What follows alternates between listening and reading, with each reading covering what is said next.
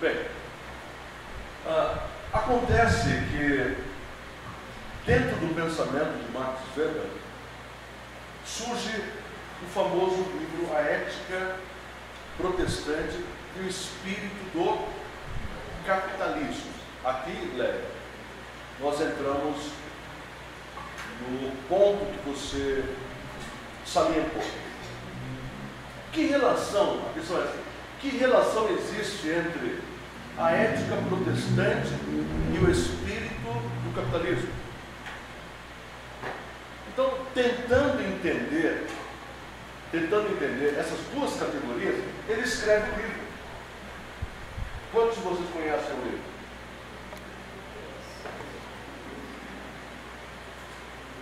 Então, se você está levantando a mão, eu não conheço. Né? Alguém tem esse livro? Tem. O Felipe tem, né? É outro livro que nós deveríamos incluir na Academia Memorial.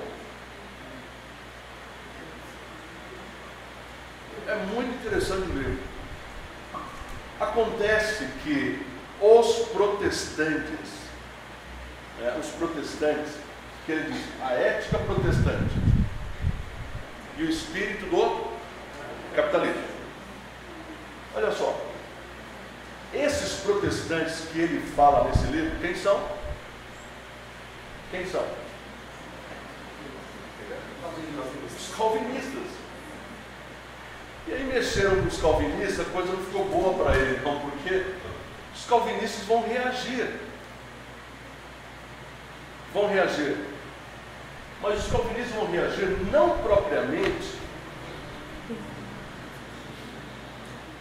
por conta daquilo que o Weber disse na obra, mas os calvinistas vão reagir ao que os analistas, os críticos de Weber disseram de Weber e da obra dele.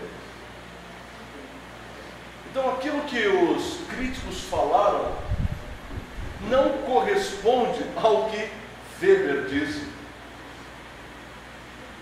que por sua vez não corresponde com a ética protestante.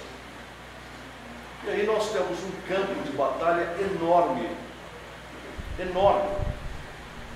E até hoje saem farpas dessa discussão toda. Não se chega a um entendimento. Ao meu ver, um dos pensadores que nós temos no Brasil que vai trabalhar muito bem essa questão e nos ajuda muito a entender é o reverendo Ernst Mayr. O reverendo há muitos anos tem lidado com esses temas e tem nos apontado um caminho interessante, para entender. Bem, agora nós vamos tentar entender essa ética protestante e o espírito do capitalismo. O que foi que Max Weber tentou dizer com essas duas categorias? Alguém se arrisca a dizer aí?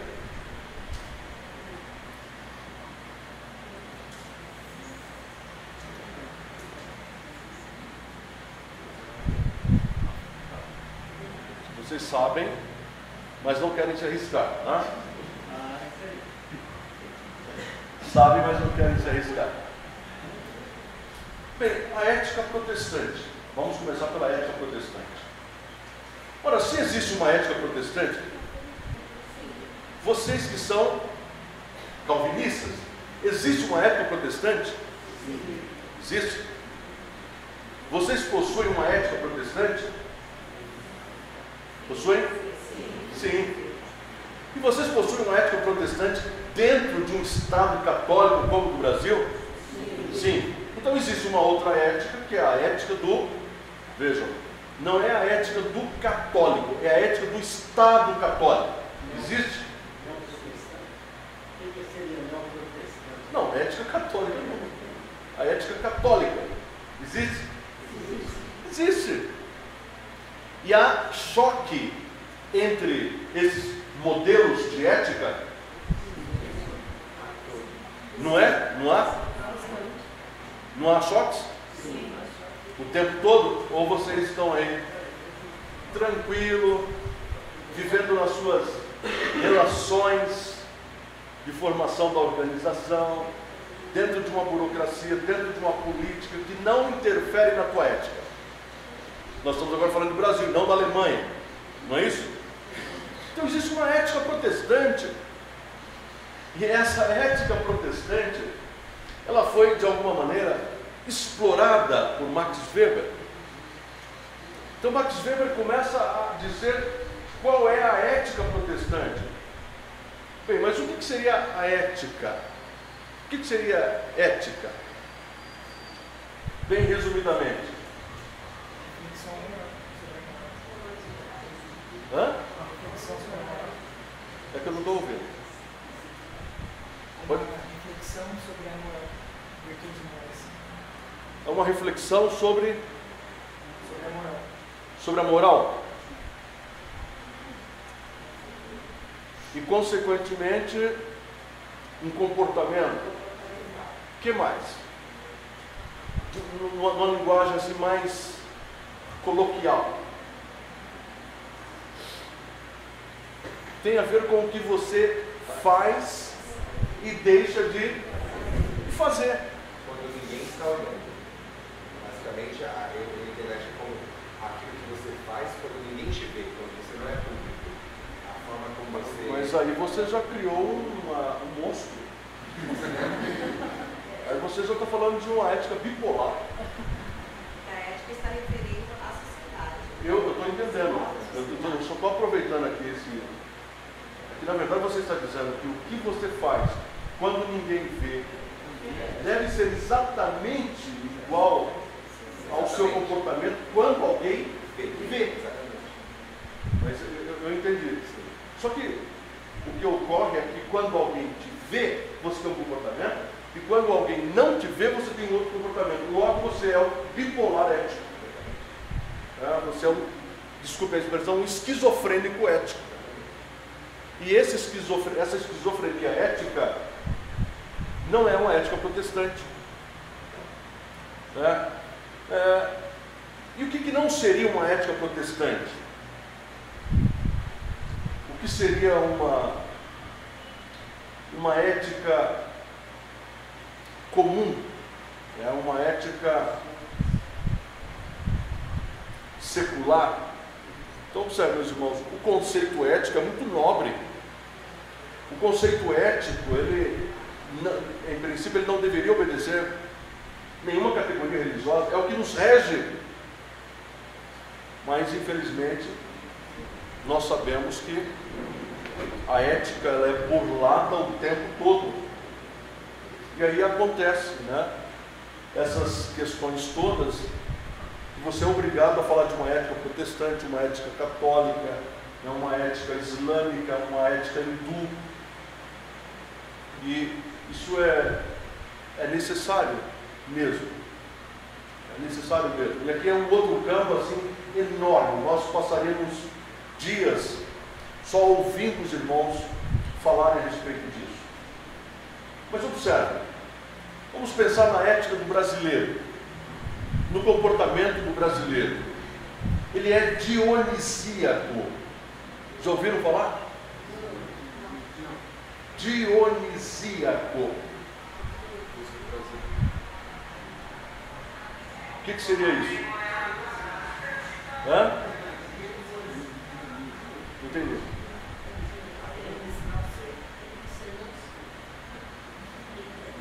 Dionisíaca.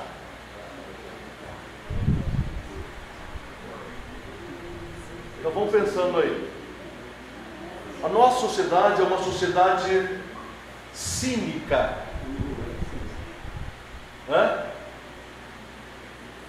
O que é uma sociedade cínica? Isso não é uma ética cínica, não. Aí não. Uma sociedade cínica. Vamos pensando. Nós temos um comportamento relativista, certo? A nossa sociedade, ela é hedonista. A sociedade é uma sociedade erotizada. Tá bom por aí? Então vamos lá, vamos começar pelo último. A sociedade brasileira é uma sociedade erotizada. Qual é a coisa que o brasileiro mais quer ver? Mulher nua. Mulher nua. Não é? Tem criança aqui, né? Oh, meu Deus.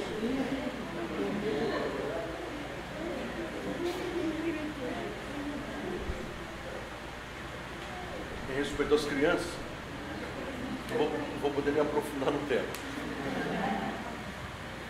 Mas é uma sociedade que, sem valores, apresenta o seguinte quadro.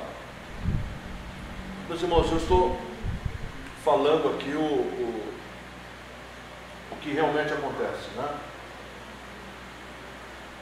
O quadro é o seguinte: o açougueiro vai entregar a carne,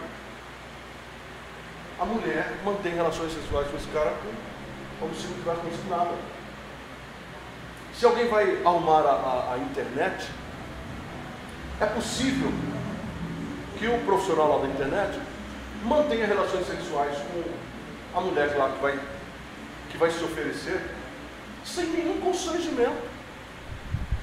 É a coisa mais comum numa sociedade como a sociedade do Brasil. Será que isso não acontece lá? Acontece. Só que aqui é quase um padrão nosso. É um padrão nosso. E aí entra muito do cinismo do Brasil também, né? O pessoal fica guardando, juntando dinheiro para o carnaval. Por que carnaval? Porque quer dar beijo na boca.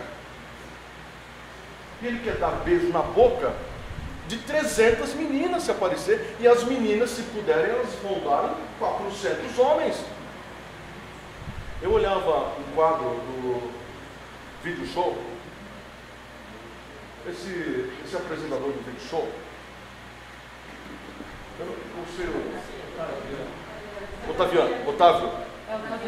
Otaviano, e apresentava o programa com a colega de trabalho dele. Ela saiu agora, né? Mas essa menina, quando falava do Cauã, ela literalmente às 3 horas da tarde, ela entrava em síncope quando falava do Cauã. Ela transparecia, ela deixava transparecer que o sonho dela era encontrar o Cauã. É Cauã? Cauã. No local sozinho, sem camisa, que ela ia se realizar. Isso é abertamente, né? Quando eu falo lá do carnaval, as pessoas aguardam um ano inteiro para se prostituírem dentro do ambiente carnavalesco. As baladas, né? Um dia desses aí, perguntou-se para algum grupo o que eles pensavam de assédio em balada. Um camarada respondeu o seguinte: olha, eu não vejo que seja um problema, porque da forma como elas vêm, ou seja, da forma como as mulheres vêm vestidas e da forma como elas se comportam, elas estão pagando o ingresso para serem assediadas. Nossa, foi um escândalo na televisão, né?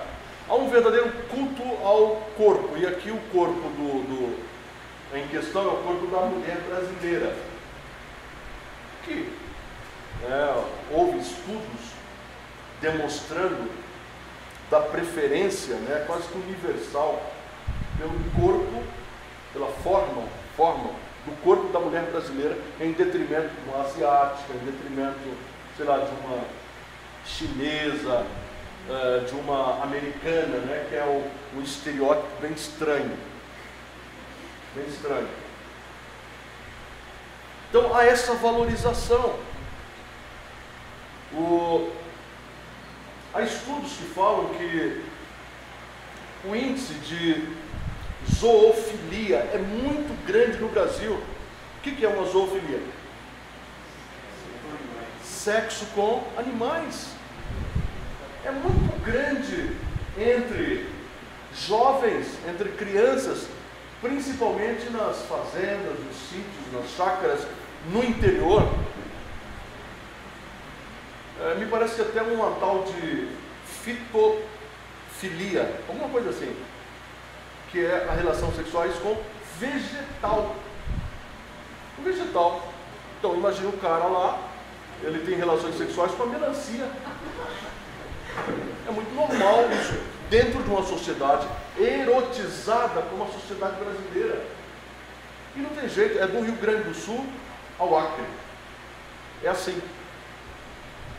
A ética protestante, ela vem equilibrar a ética, não só protestante, mas a ética, e segundo Max Weber, a ética protestante, ela vem equilibrar isso. E daí o comportamento dos chamados puritanos. Os puritanos têm um comportamento arredio, têm um comportamento estratosférico, um comportamento absolutamente diferente do comportamento brasileiro nessa área da erotização. Meus irmãos, o comportamento é bíblico, é a Bíblia que regula. Nós vamos chegar à hipocrisia de falar de uma dicotomia entre corpo e o espírito, condenando drasticamente o corpo? Obviamente que não. Enquanto novas criaturas que somos, o nosso corpo é templo do Espírito Santo e é preciso ter um equilíbrio. Daí, é sempre importante falar, principalmente as mulheres que precisam ter um padrão de comportamento dentro da igreja, precisam ter um padrão de vestimentas dentro da igreja. Imagine uma senhora da igreja, uma jovem da igreja, chegando com um cinto dizendo que é saia. E tem. E se você deixar vir aqui para frente fazer louvor, mas cadê sua roupa? Isso aqui é minha roupa, mas isso é uma saia? É um cinto que ela colocou, um palmo. E já tá. Então não se pode questionar a igreja, esses grupos religiosos, de tomarem determinadas medidas, e as medidas começam com uma conversa em que você orienta esses grupos. Então, isso é destacado na ética protestante. Esse cuidado com o corpo, cuidado com a erotização, com a vestimenta. E nós precisamos realmente desse cuidado. Sociedade cínica. É uma tendência de comportamento cujo patrono, alguns acham que é o cachorro. O símbolo do cinismo é o cachorro. Ou seja, você vai viver plenamente todas as virtudes da natureza humana in natura, in natureza. Deu para entender? É como se fosse um cachorro. O cachorro tem vergonha do quê? Me fala. Nada. Ele vive plenamente a sua canicidade. Né? Ele vive plenamente os seus instintos. As virtudes dele, ele desenvolve ali na natureza. Então os cínicos, eles não querem nem saber do teu problema, eles não querem nem saber das tuas dificuldades, eles não querem nem saber de leis, de padrões. Eles vão viver intensamente o que eles querem viver, da forma como eles querem viver. Os dionisianos também, é o indivíduo que enfrenta a realidade, se entorpecendo, bebendo, praticando todo tipo de agressão ao corpo, aos padrões. Ele não quer saber de nada. O hedonista é aquele que vive à procura do prazer, tudo deve levar ao prazer. Então a gente começa a pensar nessas categorias todas, fala assim, poxa, isso é bem brasileiro. Isso é bem brasileiro. É uma ética que se estabelece no nosso país e é uma ética que se estabelece em muitos outros países, principalmente os países ibéricos, ou países que foram colonizados pelo Império Romano e que viviam ali, existiam ali à margem do Mediterrâneo. Mas superando esses comportamentos, né, a essas questões do sexo, do próprio corpo, nós podemos entrar numa ética de justiça. Uma ética de justiça. E nós observamos que a justiça é simplesmente burlada pelo brasileiro. O brasileiro, ele faz de conta que não existe justiça para ele, porque ele faz coisas absurdas e coisas que aos olhos dele pode não significar nada. Se eu pergunto para vocês, existe peso em se roubar um alfinete? Existe? Existe. Nós não ensinamos os nossos filhos que não podem roubar um alfinete?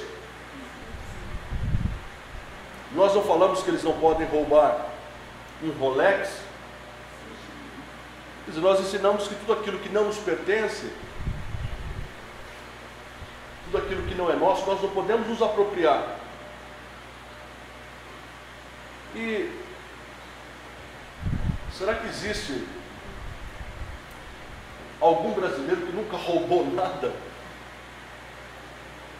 Será que existe algum jovem aqui, adolescente, ou que já foi adolescente, que na sua adolescência nunca tirou de alguém alguma coisa? Mas isso não é necessariamente porque você é mau, é porque nós, de algum modo, não tivemos os nossos olhos abertos para esse tipo de problema. E nós, meus irmãos, às vezes achamos muito grave pensar em se apropriar daquilo que é material e que não nos pertence. Mas há valores que não são materiais e que nós nos apropriamos indevidamente. Vocês têm ideia do quê? Por exemplo, quando se faz um gato lá para roubar a internet, isso é correto? É correto? Mas será que não existem em nossas igrejas irmãos orientados biblicamente que não cometem isso? Gato na luz. Fazem gato na luz. Será que não existe aquele que vai lá no cavalete da água, faz uma gambiarra, fazendo a ligação direta para a sua caixa d'água? Ou não? Tem ou não tem? Será que não existe brasileiro que agora, no período do imposto de renda, não vai forjar lá um recibo de um dentista que lhe cobrou R$500, ele vai colocar um zerinho a mais lá, vai ser R$5.000? Ou não? Sim. E o que a ética protestante tem a dizer a respeito?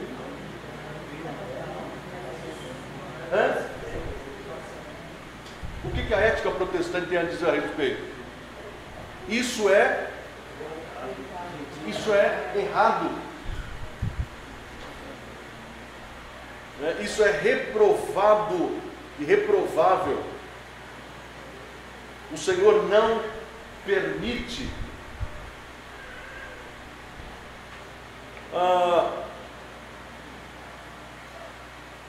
Você faltou, sei lá, o jogo do Palmeiras lá. Palmeiras não, que ninguém quer assistir aquela tranqueira, né? jogo do Coringão. O cara vai faltar no dia de trabalho para um jogo do Corinthians, um protestante presbiteriano, e vai forjar um atestado. Hã? Isso é possível? É possível. E acontece? Acontece. Roubam a empresa. O cara esqueceu uma chave inglesa dentro da marmita. Está lá, passando lá pelos detetores e uma chave inglesa, levou. Nos apropriamos daquilo que não é nosso. Coitado lá do aprendiz lá do caixa, ao invés de dar o troco de 10, te deu um troco de 100. Você está feliz. É pela balança ladrona que me roubou aí 10 anos, será? Deus me abençoou. Deus me abençoou. Será que existe alguma coisa mais imoral do que a preguiça? Pode perguntar, se você ficasse rico de hoje para amanhã, qual seria a primeira coisa? Parar de trabalhar. Meus irmãos, nós temos uma ética do trabalho. Existe alguma coisa mais danosa do que a preguiça? A preguiça, o ócio. Para o calvinista, o trabalho é fundamental. Ah, mas hoje em dia é só o salário de desemprego, né? Todo mundo correndo atrás de salário de desemprego. O cara já começou a trabalhar 3 meses. Ó, no registro da carteira não, porque eu estou ainda recebendo salário de desemprego. A gente faz isso, meus irmãos, no nosso dia a dia.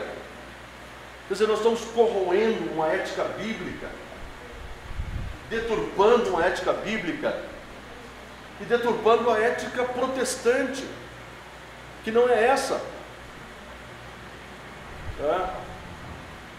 Há um cinismo nas nossas relações.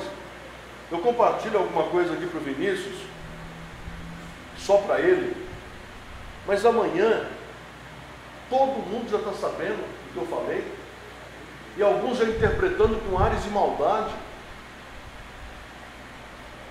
Isso é ética protestante, ética bíblica. Quando eu confiei um assunto ao meu irmão, e agora ele não aguenta ficar quieto, a língua do bichinho está coçando, e na primeira oportunidade ele vai contar com florilégios aquilo que o pastor contou, quase que ocultamente, numa relação de profunda amizade. Há pessoas que têm prazer em aumentar história, em fofocar, em falar mal, em criticar, em zombar. Isso não é uma ética bíblica, é uma ética demoníaca, pagã. E isso é parte da sociedade brasileira.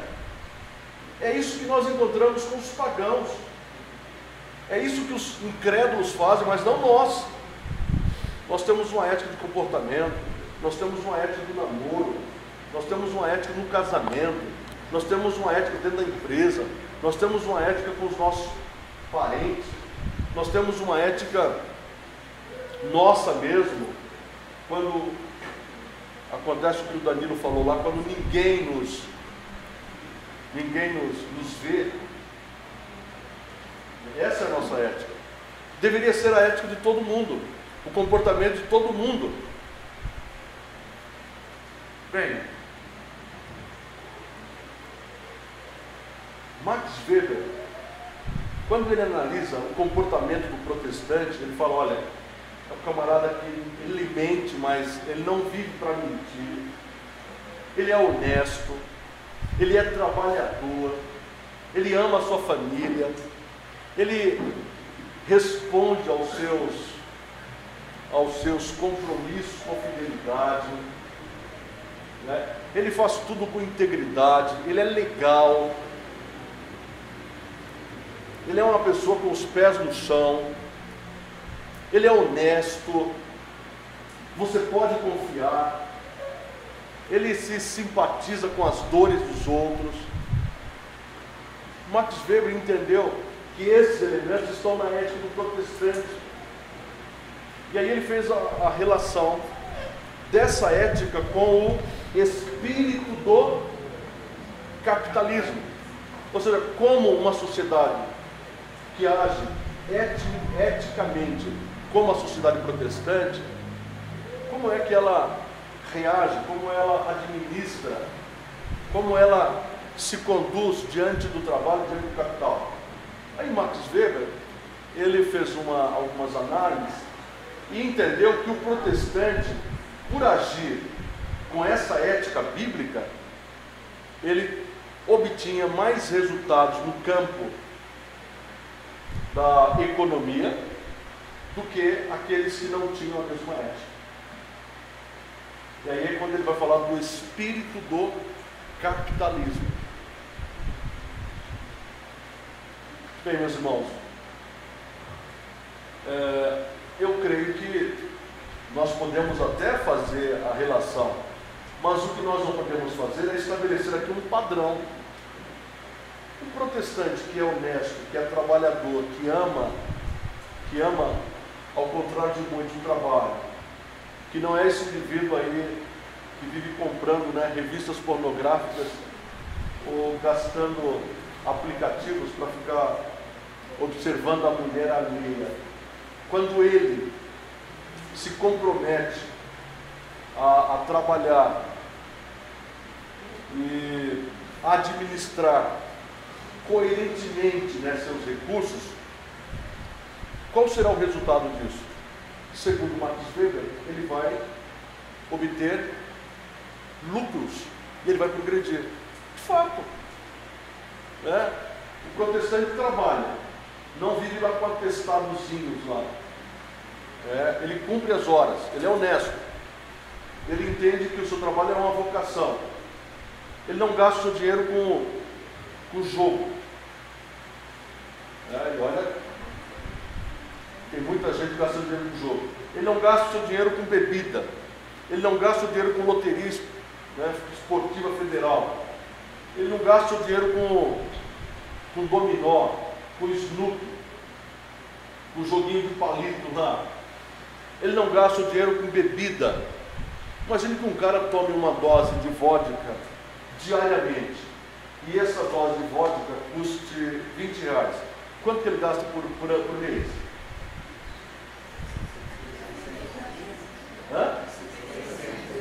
600?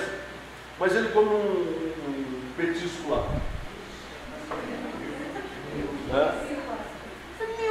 R$1.000. Ele vai pagar para o doido que chegou lá também. Pega aí, velho. É a minha conta. Então só aí o cara já gastou R$1.000.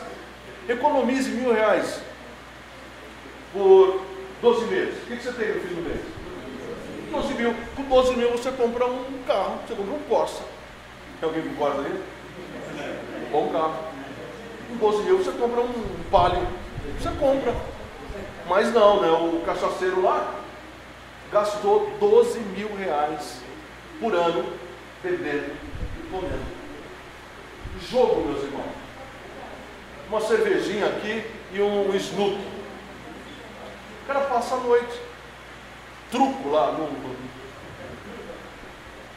Vai sempre alguma coisa acompanhando. Prostituição. Não se engane, meus irmãos. Prostituição. Gastam fortuna com prostituição. Gastam fortuna com a amante. Gastam fortuna com a amante. Então, essa microempresa vai quebrar. É algo que vai quebrar. E uma série de outras questões que certamente os irmãos conhecem bem. O protestante regido pela Escritura Sagrada, ou então o bom católico regido pela Escritura Sagrada, não, ele vai economizar. Ele vai economizar. Então esses gastos todos não acontecem com ele. Logo ele vai ter uma melhor condição e essa melhor condição lhe gerou aí os 12 mil reais, e os 12 mil reais que ele conseguiu, o bom protestante, ele não gasta esses 12 mil reais com luxo, com supérfluo, ele não gasta, ele geralmente deve reinvestir o seu capital. E aí Benjamin Franklin já disse que tempo é dinheiro. Ah, mas então nós estamos indo aí para uma ética desesperada do lucro? Não, porque a vida do protestante é mais ou menos essa mesmo. Isso está comprovado. E se não são esses fatores que ajudam o protestante, algo de extraordinário aconteceu numa Inglaterra protestante, numa Suíça protestante, numa Alemanha protestante, numa Finlândia protestante, numa Dinamarca protestante, numa Noruega protestante, numa Holanda protestante, numa Austrália protestante, num Canadá protestante, que eram países pobres que se transformaram nas maiores potências do mundo. E aí nós temos países que não são protestantes que passam por dificuldades. México, Cuba, Brasil, Venezuela, Colômbia, Peru, Paraguai, Chile, né? Portugal, a Espanha também, a Irlanda. Então são dados concretos que os sociólogos analisam. E Max Weber analisou e percebeu que havia um certo progresso nos países protestantes que não existia nos países católicos. Qual é a origem? Eu não estou afirmando aqui para vocês que a origem encontra-se nessa ética protestante. Eu creio que é a bênção de Deus. Porque países de estruturação ou em que há uma grande participação de judeus também prosperaram muito. E judeus não são protestantes, mas eles têm uma ética bíblica interessantíssima. Então o protestante, que é um camarada que não viaja para gastar o seu dinheiro com mulheres no Rio de Janeiro e para ver o carnaval, ou que não vai lá para ver o maracatu não sei aonde, é um camarada que cumpre com suas obrigações, um camarada que trabalha, um camarada que dá valor ao seu dinheiro, que não gasta o seu dinheiro com qualquer coisa.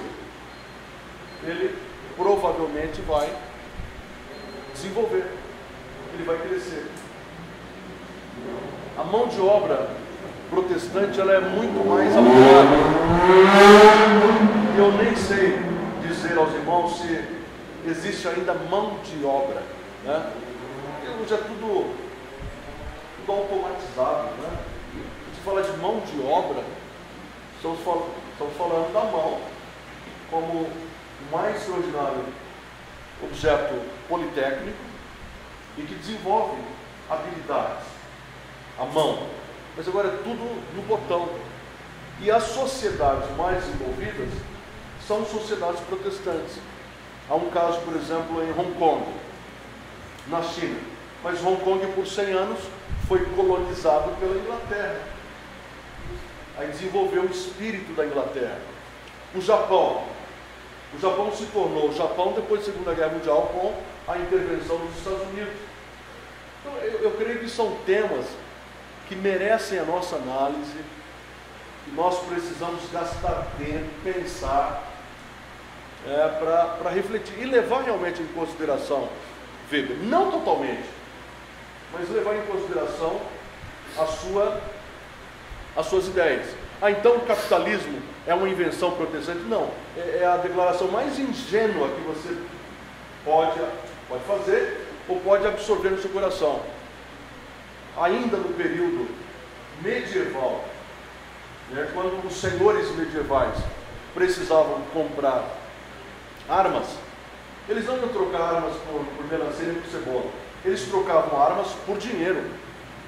Então o capital já é muito antigo, o dinheiro já é muito antigo, não é uma invenção protestante, não é uma invenção de Marx ou de Weber, mas eu creio que precisamos procurar com um pouco mais de cuidado as causas que levaram esses países que nós citamos, como os Estados Unidos, a Inglaterra e a Holanda, a alcançar esse índice de desenvolvimento humano absurdo de alto em relação a um país como o nosso, cínico, erótico, estético, hedonista, dionisíaco, sem praticamente ética alguma.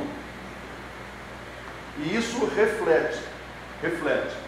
Então, meus irmãos, nós que pertencemos à Memorial, e isso é muito sério, nós devemos lutar, e essa luta começa a travar no campo da sua vida, do seu coração, por uma ética bíblica, uma ética comportamental, bíblica, em todas as áreas do nosso viver, conforme o texto lido, submetendo tudo a Cristo, confiando tudo a Cristo. E é dessa forma que nós vamos construir, de fato, uma sociedade melhor, mais honesta, mais digna, mais responsável, mais desenvolvida e, fundamentalmente, que tema ainda mais o nosso Deus e obedeça ainda mais o nosso Deus. Então, que o Senhor nos ajude, nos abençoe e nos faça entender esses 3 passos que nós temos hoje, né? Para aguçar aí o pensamento, aguçar a vontade intelectual de cada um de vocês. Então eu creio que nós devemos buscar outros encontros como este e aprofundar ainda mais esses temas todos. Alguém teria perguntas?